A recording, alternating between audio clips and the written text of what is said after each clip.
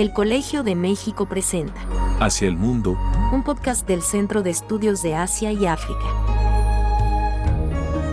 Bien podría decirse que en el principio estaba Mesopotamia. Sin duda una de las candidatas para considerarse como la lengua registrada más antigua del mundo es el sumerio, de por ahí del cuarto milenio antes de nuestra era. Sumerios, acadios, babilonios nos legaron grandes dioses, héroes insignes, mitos inmortales.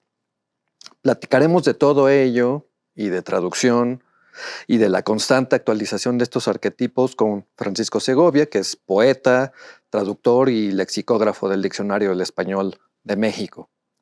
Bienvenidos a Hacia el Mundo, el podcast cultural del Centro de Estudios de Asia y África. Querido Pancho, es un verdadero placer tenerte aquí. Logré convencerte de que vinieras a charlar con nosotros. Gracias por estar acá. Gracias por invitarme. No sé si voy a decir nada realmente importante, pero... Bueno, lo que se trata es que disfrutemos de la charla y que invitemos a otras personas a acercarse a este y otros temas afines. Bueno, tú siempre has sido un lector ávido y amplio, diría yo, con una cantidad de temas muy amplios entre tus intereses, pero hay varios, pero hay por ahí uno que va y viene constantemente, me parece, que te ha ocupado de manera sostenida, casi sistemática, ¿no?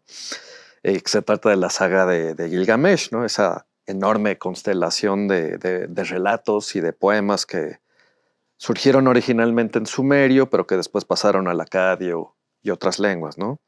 Entonces, en lengua sumeria, bueno, este no es el sumerio, pero, ¿no?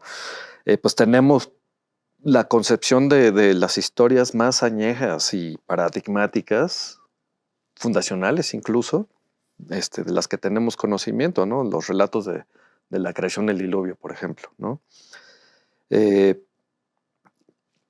¿Sientes que estos poemas primero los del diluvio y de la creación, tienen esa impronta tan grande, que es gratuito, que no es gratuito? ¿Por qué esos temas, digamos, tan ahí recurrentes en nuestra concepción literaria y no literaria? Bueno, relatos sobre el diluvio hay muchos, hay en muchas culturas. Hay quien se ha imaginado que es como una especie de arquetipo de la humanidad, hay quien ha propuesto, pues desde ideas que tuvieron su chiste hasta ideas francamente locas, ¿no? Hay quien dice que se refieren todos al deshielo, el de la última glaciación, después del cual empezó la cultura, digamos, la cultura sumeria y un poco después la egipcia. Y no sé, es un tema que aparece en muchas culturas y yo me imagino que sí hay algo común en toda la humanidad con esos relatos. No todo lo demás es tan común, pero es un hecho que muchos de los relatos que hicieron los sumerios y luego adaptaron los acadios, pasaron luego a la Biblia, ¿no? Definitivamente. El relato del diluvio primero aparece en Sumeria, donde el héroe se llama Sisudra, en acadio se llama Utanapishtim y ya en la Biblia se llama Noé. Pero el relato es básicamente el mismo, ¿no? Dios, aunque es monoteísta ya en la Biblia, pero los dioses antes decretan el fin de la humanidad y la ahogan, ¿no? Con todo y todos los bichos terrestres, ¿no? Nadie se ha fijado mucho en que todos los animales marinos son antediluvianos. Claro. Porque esos no se ahogaron, ¿no? En el diluvio. Sí. Sí, ese relato es fascinante en las dos, incluso más en el caso del Gilgamesh, que está mucho más extendido que en Génesis. Pero no nos vamos a detener mucho en eso, ¿no? Los tenemos ese que es como un relato fundacional de nuestra civilización, al menos entre comillas occidental, ¿no? Porque en realidad aquí esto empieza en Oriente Medio. Esto sí es Oriente Medio, pero también hay un relato del diluvio entre los mayas. Y entre los antiguos indios. O sea, que es bastante similar. Se ve que es ¿no? Sí, que es un tema. Y claro, también otro de los temas que es añejo y quizá profundamente humano es el erotismo y el del amor, ¿no? En la antología Primer Amor tenemos ejemplos de poesía romántico-erótica sumeria, ¿no? Y egipcia también, ¿no? De hecho, así empieza el libro, ¿no? Sí, en el poema de Gilgamesh hay una escena, la humanización de Enkidu. Enkidu es un personaje al que forman de barro como Adán, es muy Adán y vive como salvaje en la selva y es amigo de los animales y todo eso, hasta que se encuentra con una mujer. Y ahí es muy directamente la sexualidad la que humaniza, digamos, a este hombre salvaje, medio bestia. Pero a lo largo del poema te das cuenta de que no se quedó en la pura sexualidad, sino que siguieron estando juntos, digamos. Ella era una hieródula, es decir, una prostituta sagrada del templo, a la que manda el rey Gilgamesh para humanizar al hombre bestial. Y no es solo un encuentro y su humanización, sino que se quedan juntos durante mucho tiempo hasta la muerte de él, ¿no?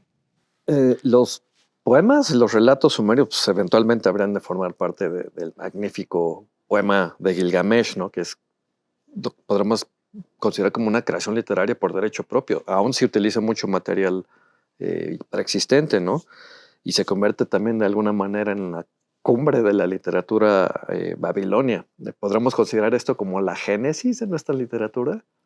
En cierto modo sí. O sea, los poemas sumerios cuentan las historias de Gilgamesh como un ciclo de poemas, digamos, que todos se refieren a Gilgamesh, pero no están articulados en una sola historia. Los lees y todos ellos están incluidos en la versión acadia, que ya es otra lengua, es una lengua semítica, ¿no? Y ellos sí los ponen en secuencia y los hacen depender uno de otro y les cuelan dos poemas que, aunque existían también en sumerio, los sumerios no consideraban parte de la historia de Gilgamesh. Consideraban el diluvio como un poema aparte del ciclo de Gilgamesh. Los acadios sí lo integran y lo meten o sea, buscar la vida eterna. Sí va el sumerio a buscar a Noé, digamos, pero se sabe ya que Noé, en otro poema se cuenta la historia, y aquí los acadios lo cuentan en el mismo, el diluvio. Sí podríamos decir, a mí me gusta pensar que el héroe, antes de que apareciera, antes de que apareciera Homero y la Odisea, el poema que inundaba toda la cultura del Medio Oriente era el poema de Gilgamesh. Y hay quien sospecha que todavía Homero escuchó recitar la epopeya de Gilgamesh. Esa versión ya encarrerada, digamos, puesta en secuencia de eso, ya es una epopeya, ya no es, ¿no? Ya se llama epopeya de Gilgamesh. Desde luego. Les gusta imaginar que los últimos recitadores, entre el público de los últimos recitadores de Gilgamesh estaba Homero, que digamos fue el que reemplazó el prestigio del Gilgamesh con el prestigio de la Odisea y la Ilíada, ¿no? ¿Y te imaginas que podría haber sido así? Sí, ¿O es más no sé, una elucubración literaria? Todo esto es tan antiguo que uno no sabe muy bien, pero por ejemplo, aparece por ahí en las obras de Eliano un tal Gilgamo que nació de un águila, que lo trajo un águila, y eso es netamente un héroe solar, ¿no? En la mitología. E incluso aparece una figura de ese Gilgamo en una iglesita en Francia, y hay quien supone que es el origen, bueno, que está en la base de un caballero medieval de Sir Gawain, o Galván, como se llama en la tradición española, porque tiene esa característica en ciertas historias de que mientras el sol va subiendo, va aumentando la fuerza de Sir Gawain, y cuando se pone el sol va disminuyendo su fuerza, y eso también se contaba de Gilgamesh. Entonces, por lo visto, su influencia quedó subterránea, digamos, pero todavía por ahí anda hasta que se descubrieron las tablillas, ¿no?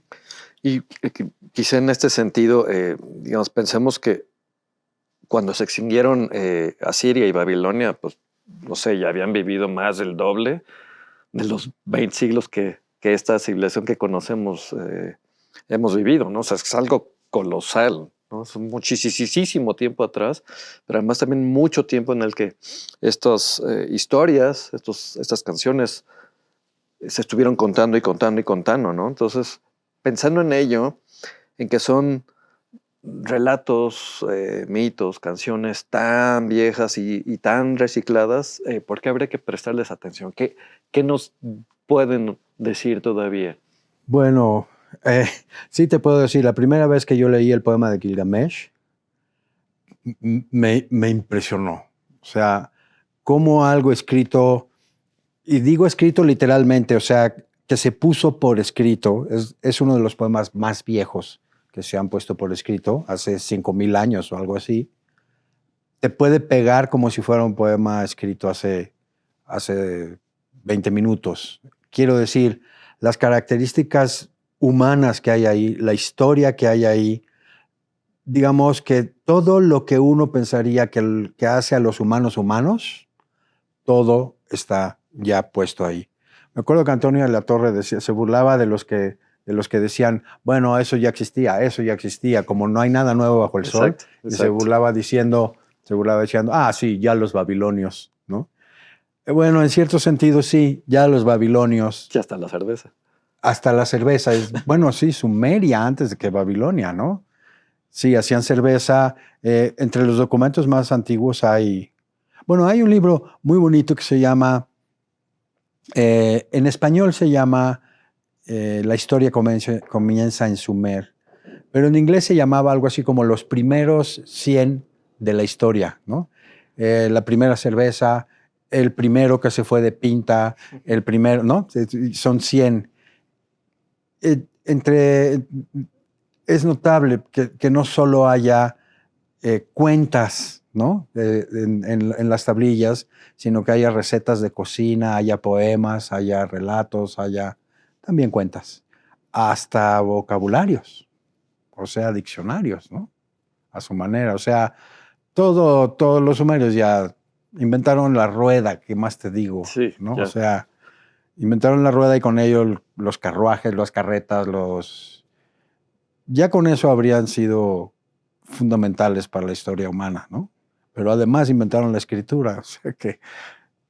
Quiero decir, la rueda debió inventarse en varios lugares al mismo tiempo y la escritura también. Pero nuestro testimonio más antiguo de ambas cosas es Sumeria. Y sería casi equivalente a decir que prácticamente inventan también la literatura, ¿no? Es decir, evidentemente sucedió en algún otro lugar del planeta algo parecido, pero como dices, registrado y de manera coincidente, aquí nace la literatura con todo lo que se Los entrega, egipcios ¿no? están muy cerca, ¿no? Pero fueron antes sumerios. Los sumerios. Ya mencionaste algunos de los personajes, pero ¿qué otros personajes, qué temas son los centrales, los que vienen y van en la epopeya de Gilgamesh? Es decir, ¿qué es lo que le hace tan humano? Bueno, de entrada, Gilgamesh es un tirano, ¿no? Es hijo de una semidiosa y tiene parte y de un mortal. Entonces, en parte es divino, en parte es mortal, ¿no? Eso tiene que ver con la descendencia de las dinastías reales y ese tipo de cosas. Pero el hecho es que es un tirano y sus súbditos se quejan al cielo y el cielo, para poner freno a su intrépido corazón, como dice el poema, hacen un hombre de barro, le soplan la vida, como sabemos que suele ser, y lo echan al monte, pero es casi un gemelo de Gilgamesh. Es un poquito más bajito, pero un poquito más ancho de hombros, ¿no? Y lo ponen para que lo contenga, ¿no? Y este hombre, cuando lo civiliza, digamos, la hieródula, muy pronto no, va entrando paulatinamente a la civilización. Primero vive con cazadores, luego vive con pastores, luego vive, ¿no? Lo van llevando de la mano, ella lo va llevando a la... Y cuando le cuentan lo que hace es que Gilgamesh ejerce el derecho de pernada, que es una institución horrible que permitía que los reyes pues se acostaran con las vírgenes antes de la noche anterior del matrimonio, ¿no? Antes que sus esposos. Entonces monta en cólera y es la primera revuelta, también el primer rebelde. Enfrenta a Gilgamesh y de hecho lo derrota. Y en una escena muy inexplicable que nadie dice por qué, qué pasó, cuando Gilgamesh hinca una rodilla en el suelo, Enkidu lo levanta y le dice, eres grande, Gilgamesh. Y ahí, a partir de ahí comienzan a tener sus aventuras juntos y comienza una historia de amistad, de amistad y compañerismo tremenda. Hay quien, bueno, exagerando, dice que es una relación homosexual y no sé qué. Daría igual. Es una relación muy intensa y pasan todas esas aventuras que cada una tiene su chiste, pero digamos lo que impacta mucho es que en un momento muere Enkidu y Gilgamesh se espanta. Dice, también yo me voy a morir. Digamos que adquiere conciencia de la muerte. Exacto. Y entonces emprende la búsqueda de la vida eterna. Va a buscar a Noé, digamos, porque Noé, como salvó a la humanidad, los dioses, Utnapishtim, ¿no? Utnapishtim, en este caso, sí. A él y a su mujer les conceden la vida eterna. Son los únicos a los que los dioses conceden la vida eterna. Y Gilgamesh va a buscarlos para pedirles el secreto. Sóplenme cómo le hago. Y Utnapishtim le dicen no se puede. La vida eterna la dieron una vez. Y entonces Gilgamesh vuelve derrotado.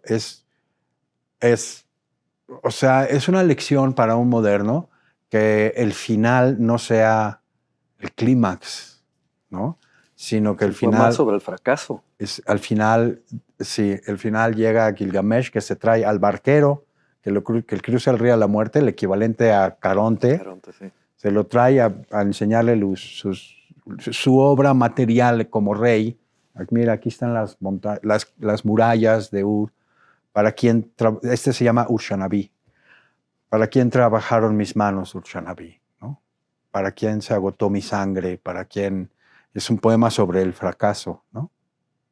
Sí, es tremendo. Es tremendo, ¿no? O sea, se cala, ¿no? Como dices, sí, uno lo lee, podría haber sido escrito ayer, ¿no? Sigue calando.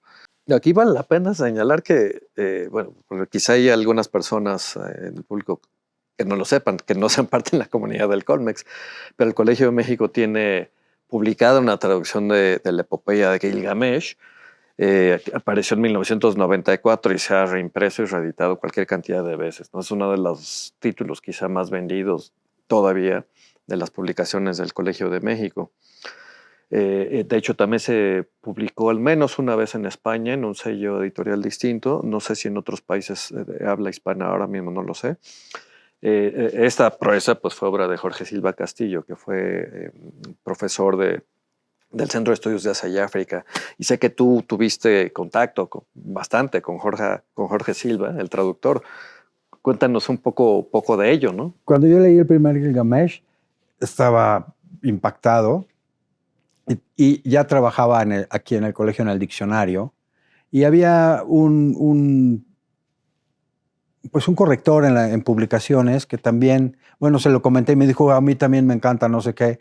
Y los dos escribimos, ahora sí que sendos ensayos sobre Gilgamesh, que no nos iba a publicar nadie porque a nadie le interesaba Gilgamesh. No parecía, pues, que a nadie le interesara y porque eran largos y si te publicaban ensayos eran cortitos. Y entonces decidimos hacer una revista para publicar esos dos ensayos. Y él me dijo, Gerardo Torres, es poeta también, Gerardo Torres me dijo, hay una persona que traduce de tablillas en México, solo una, hay que buscarlo. Y entonces estuvimos busque y al final dimos con él y resulta que estaba a 2 puertas de mi cubículo, ¿no? Pero no lo conocíamos. Él antes de que yo publicara el ensayo me hizo 1000 comentarios y me puso a leer montones de cosas aquí abajo en esta misma biblioteca. Y yo me fui de México. Él no había traducido el Gilgamesh. Pero cuando volví me dijo, ¿qué crees que hice?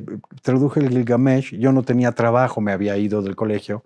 Y me dijo, ¿no quieres tú ser el editor, digamos? Hoy diríamos el editor, el corrector, ¿no? De la edición. Y le dije, yo encantado, ¿no? Y entonces hicimos, esta fue la primera, ¿no? Hay una cosa muy curiosa. Las tablillas del Gilgamesh se han ido descubriendo poco a poco, ¿no? Exacto. Entonces él, pues lo que falta, pues lo intuye y pone, esto me lo invento, ¿no? Entonces se inventó el principio, los 3 primeros o 4 primeros versos y los publicó. Años después, ya llevaba muchas ediciones del libro, descubrieron una tablilla que tenía los 4 primeros versos y eran exactos los que él había adivinado. Él era el único mexicano capaz de leer tablillas cuneiformes. Había habido otro, que era Luis Astey, pero Luis Astey, digamos, no se dedicó a eso y entonces, aunque él hizo una versión del poema babilonio de la creación, el Enuma Elish, digamos que la hizo sí pudiendo leer más o menos cuneiforme, pero basándose mucho en el francés, entonces perdió, digamos, eso y se dedicó después a otra cosa. El que sí continuó con cuneiforme fue Jorge Silva, que no dejó discípulos. O sea, en México, que yo sepa, ya no hay nadie capaz de leer cuneiforme. Aunque no era sumerio lo que leía, él leía acadio, en especial un dialecto del acadio. Ya no me acuerdo la ciudad de cuál era. Sí, es una pena que ya no haya habido continuidad de ese trabajo. Pero sí hizo luego discípulos, se fue a vivir a Argentina y allá hizo discípulos. Sí, allá me parece todavía hay alguien, ahora olvidé su nombre, una pena si no escuché esto, pero bueno, nos acordamos. Pero quizá hay que recalcar eso, que es de un mérito innegable y abrumador. Se tradujo directamente del acadio, ¿no? No estamos hablando de cualquier cosa, es hercúleo esto, ¿no? Pero además no solo eso, sino tiene más traducciones inéditas. Que habría que rescatar quizá en algún momento, ¿no? Hemos charlado de ello. Sí. Pero lo otro es subrayar que no solamente es que tenía la capacidad de hacerlo directamente, leyendo las tablillas, ¿no? Sino no un texto editado, sino las propias tablillas. Pero la otra es eso, que tenía la intuición, pues yo diría literaria, de poder sugerir cosas que a falta de tener el texto terminan siendo certeras, porque, digamos, tiene un conocimiento muy amplio, ¿no? Entonces, si no mal recuerdo,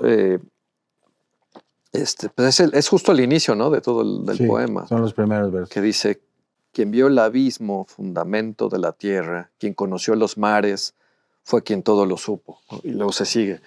Pero... curiosamente, lo que pasa es que con el Gilgamesh, es que también es un libro que le dicen, que otro dice, ¿no? O sea, haré que el mundo conozca, dice, ¿no? Eso quiere decir que al autor se lo contaron, es de segunda mano, como ocurre en muchas... Claro. Eso siempre me ha llamado la atención. Ocurre en el Quijote también, ¿no? El Quijote se lo cuenta así de jamete a Cervantes y muchas grandes obras vienen de alguien que no sabemos quién es, ¿no? Perdón, regresando, como ese caso en particular del inicio es interesante porque él decía, bueno, varios de los que me han antecedido, que han traducido esto al inglés, al francés, al alemán, a esto que no teníamos lo traducen como quien vio todas las cosas, quien vio todo, o quien vio no sé qué más.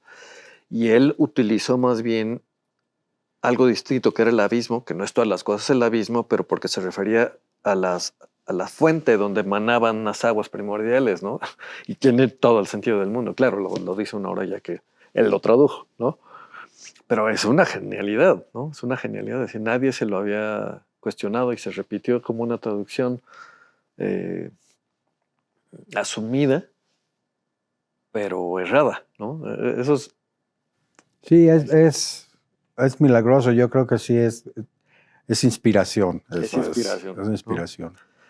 Y luego el texto en general o sea, su traducción fluye muy bien, ¿no? Creo que él en su introducción es un poco humilde, ¿no? Sí, y dice, dice, voy a hacerla sonar, espero que sí, suene. Sí. Yo le propuse alguna vez que hiciéramos una versión juntos en metro español. O que hiciéramos una versión, o le dije, ¿qué tal si yo hago una versión más cortita, más así, pero tú me la firmamos los dos, una versión en octosílabos, como son los corridos, ¿no? Donde se cuentan historias de México, y para niños. Y me dijo, pues tú éntrale, pero pues no le entré y se murió Jorge Silva y ya no lo hicimos, ¿no? Pero sí, desde luego, es algo que siempre he tenido en la cabeza. Es que creo que el Gilgamesh es tan poderoso como cualquier otra epopeya o cualquier otra, o la Ilíada o la Odisea. Y en efecto ha quedado un poco relegada. Como eclipsada por el mundo helénico. Eclipsada, bueno, fue olvidada ¿no? durante muchos siglos y no ha logrado, digamos, adquirir o que se le reconozca la importancia que tuvo y que tendría si la gente la leyera más, ¿no? Es tan poderosa como su mitología es tan poderosa como la mitología griega. Y su literatura es tan poderosa como la literatura griega. No le pide nada, pues, o sea, y no aprovecharla es un gran desperdicio, ¿no? O sea, tenemos, no sé, a la India le pasa lo mismo. La India tiene una potencia mítica y literaria brutal, ¿no? Egipto no tanto. O sea, tiene una potencia mitológica fuerte, pero ¿dónde hay un Gilgamesh o dónde hay una...? Es muy raro eso, 5,000 años de historia y no hay una Ilíada, una Odisea, un Gilgamesh, un Ramayana. Qué raro, ¿no? Pero a lo mejor lo hubo y simplemente no lo hemos encontrado y ojalá lo encontremos si lo hay. Ojalá, ¿no? Parece un poco ya difícil, ¿no? Que no haya ningún indicio, ¿no? Que refiera al menos, que haya una alusión, ¿no? Pero bueno, un poco en ese tenor de reconocer que es como un manantial inagotable y que no se le ha hecho justicia. Tú mismo has estado trabajando en vamos a hacer una reelaboración, al menos desde algún otro punto de vista, pero ¿nos puedes contar de este proyecto? Sí, como no hice nunca esa versión con Jorge Silva en verso y eso, pero me importa tanto el poema de Gilgamesh, me importa como poema fundacional de la humanidad, y creo que se debe contar otra vez esa historia una y mil veces, como se ha contado una y mil veces la Ilíada y la Odisea y la mitad de la Biblia. Sí.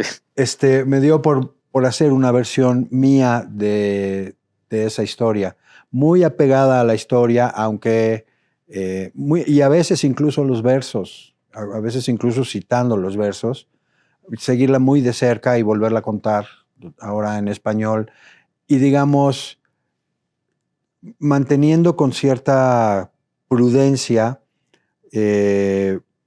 lo que hace difícil la lectura del original. El original, como es antiguo y aunque se escribió, se le nota mucho que es una versión oral para ser cantada. Y la poesía cantada era poesía oral y es muy reiterativa. Entonces repite demasiado los mismos versos y eso puede llegar a ser cansado. Para la sensibilidad moderna. Para la sensibilidad moderna. Para la sensibilidad poética moderna, porque en una canción sí te chutas las repeticiones. Eso es cierto, ¿no? Tienen coros. tiene coros y tiene un estribillo que, ¿no? Somos menos tolerantes con la literatura para eso. Entonces mi versión, con todo y que sí lo hace, sí reitera mucho, lo mantiene un poco más en el umbral tolerable, digamos, para... Y bueno, es una obra que sigue, interpreta y mete mucho también de mi propia cosecha. Y hemos estado pensando que el proyecto tiene que seguir, o más bien lo vas a verter en verso libre, verso medido, con o sin rima. No, es verso libre, incluso mezcla verso con prosa. Lo que últimamente en mi poesía me ha estado pasando que como que estoy tendiendo al escenario, ¿no? A que el poema se escriba para ser dicho en voz alta y frente a un público. Entonces tiene mucho de teatral y lo que es en prosa, digamos, es como las indicaciones escénicas, digamos, ¿no? Te sitúan no sé qué y luego chum, ocurre la escena en donde alguien se echa su parlamento, ¿no? Es decir, que no está completamente olvidada la parte oral, ¿no? O sea, está rescatada de cierta manera, ¿no? Bueno, pero es que yo diría que la parte oral sería la otra, sería la parte en verso. Claro, O sea, sí, porque no existía no existía la prosa. La prosa es lo que es un invento posterior. O sea, la poesía siempre ha existido desde que existe ser humano. La prosa, tal como la concebimos hoy, tuvo que esperar a que se inventara la escritura. claro, pensaba más bien en el carácter de escenificación en el que estás pensando. O sea, está como rescatado de alguna manera pues, una naturaleza oral en el original. Me gustaría si pudieras leernos algunos fragmentos para que pues el público tenga una apreciación de cómo sonaría un Gilgamesh en español moderno. Otra de las escenas impactantes de Gilgamesh es que, muerto el amigo, lo invoca. Primero pide permiso a los dioses, les dice, déjenme hablar con mi amigo muerto, y nadie lo pela hasta que uno por fin le dice, órale, y entonces deja que aparezca su amigo y le dice, cuéntame cómo es, ¿no? Estar muerto, cómo es estar allá abajo. Y este le dice, no, te sentarías a llorar. Y le dice, pues me sentaré y lloraré, ¿no? Y entonces pues, le describen los horrores, ¿no? Antes de volver a desaparecer. Entonces yo sí hice una versión de eso que sigue muy de cerca, pero aprovecho para meter algunas cositas mías también que no están en el poema de Gilgamesh. Como un soplo salió la sombra de Enkidu, del fondo del infierno salió a la luz del día y a la luz de las palabras. ¿Ves? Eso, por ejemplo, la luz de las palabras, pues es muy moderno, ¿no? Sí. Aunque el libro de los muertos es el libro de salir a la luz también. Bueno, todo es la misma cosa. Vuelvo a empezar. Como un soplo salió la sombra de Enkidu, del fondo del infierno salió a la luz del día y a la luz de las palabras. Gilgamesh lo abrazó, lo besó, le dijo, cuéntame, amigo mío, cuéntame cómo es tu vida en el infierno, qué se ha callado ya dentro de ti, qué cosas no te dices ya a ti mismo y qué han dejado de decirte a ti las cosas, qué palabras no recuerdas, de quién te has olvidado, qué ha quedado fuera de la luz de tu mirada, qué cosas te han quedado para siempre del lado de la sombra y ya no ves y solo acaso intuyes como sombra en las sombras. Cuéntame, amigo mío, cuéntame cómo es la vida en el infierno. No, nada te diré, nada te contaré, pues si supieras cómo es la vida en el infierno, te sentarías a llorar.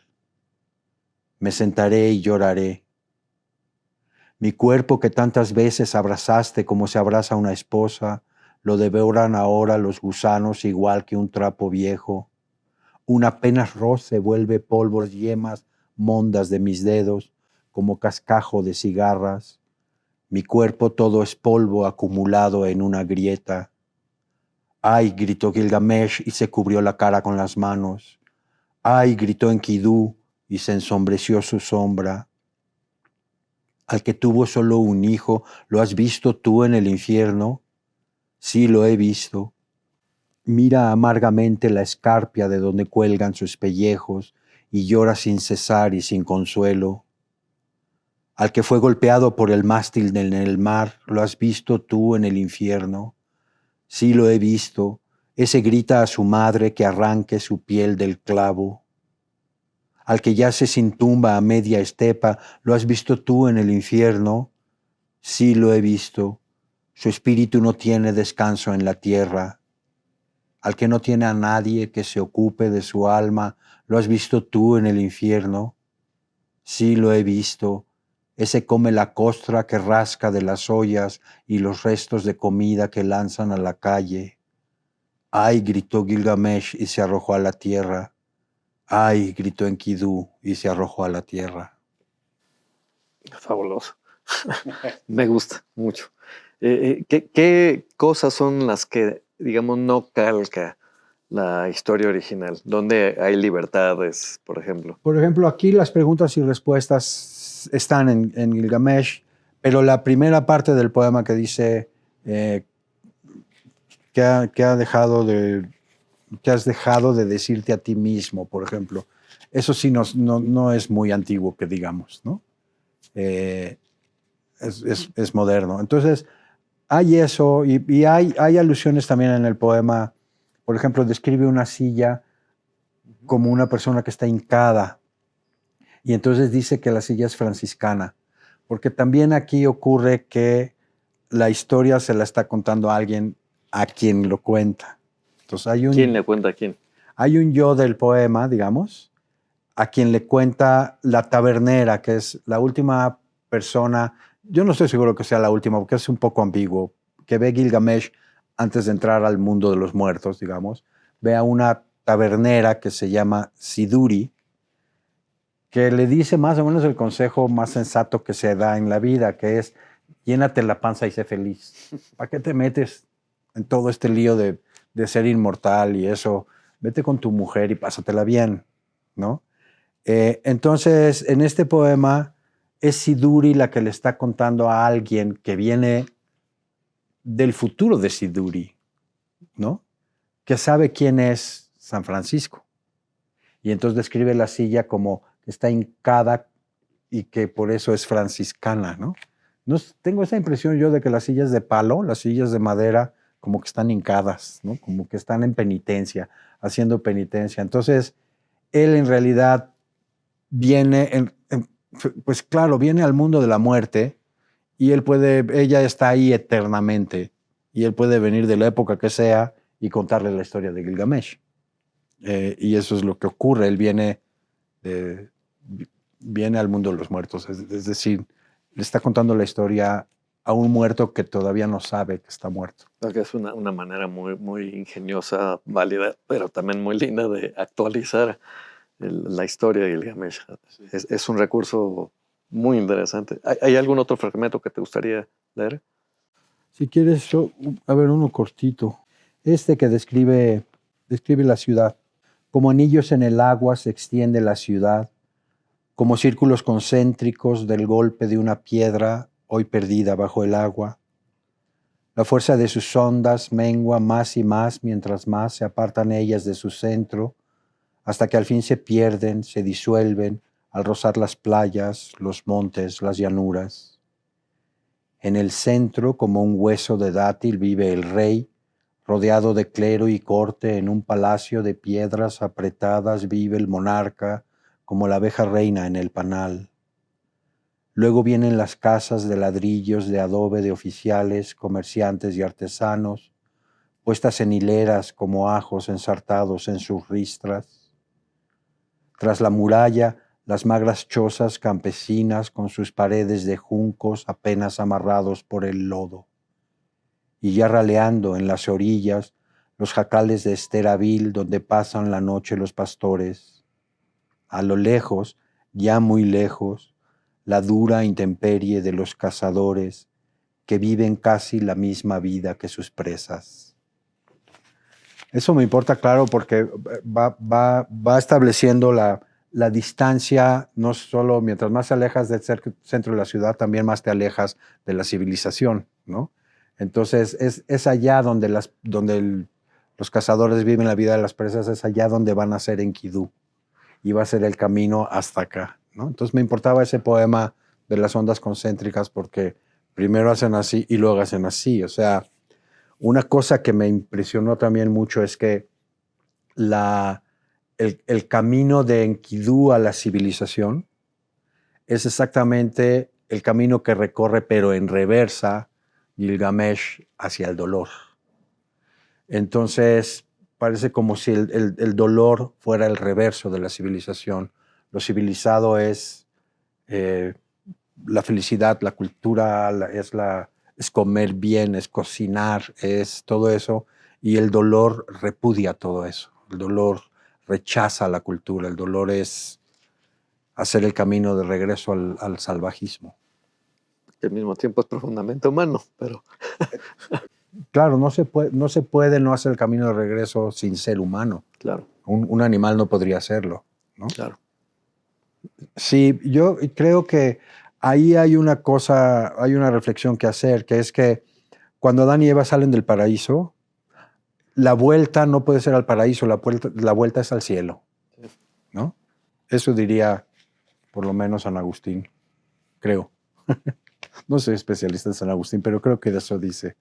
Bueno, después de escuchar estos versos, pensé en la dedicatoria que te hizo Jorge Silva en ese Gilgamesh. Jorge fue muy amable porque costó mucho hacer el libro. Tiene notas para especialistas, notas para lectores comunes y corrientes, notas aquí y allá. Entonces fue muy difícil hacerlo, pero sí estoy muy orgulloso de la dedicatoria. La leo. Querido Pancho, te dedico este libro que tú deberías dedicarme a mí. Gracias por tu entusiasmo y amistad. Sí, me enorgullece mucho haber sido amigo de Jorge Silva, que tradujo el Gilgamesh, y el Atrahasis, que está inédito, y muchas otras cosas. Hizo, no muchas otras cosas, que hizo mucha investigación, digamos, hizo muchos artículos, ensayos. Tiene un librito publicado por el SEA precioso sobre los nómadas y sedentarios en esta época, ¿no? Colabora ahí su maestro, el maestro que fue su maestro, y de Luis Astey Botero. Es un librito precioso. También hizo cosas padres en el centro donde tú trabajas. El libro ya no se debe vender, pero seguro está en estos pasillos, en algún anaquel. Sí. Pancho, pues bueno, fue un gusto tener esta oportunidad de charlar contigo sobre Gilgamesh, cosas alrededor de Gilgamesh, pero también de que nos des pues, primicias de esta empresa poética que busca conservar o revivir, actualizar toda la tradición de Gilgamesh. Muchas gracias por haber estado. Pues gracias por invitarme y oír mis versitos. Gracias a ustedes. Espero que hayan disfrutado de este episodio tanto como yo. Quédense atentos a nuestra siguiente entrega en este podcast. Gracias. El Colegio de México, Derechos Reservados 2025.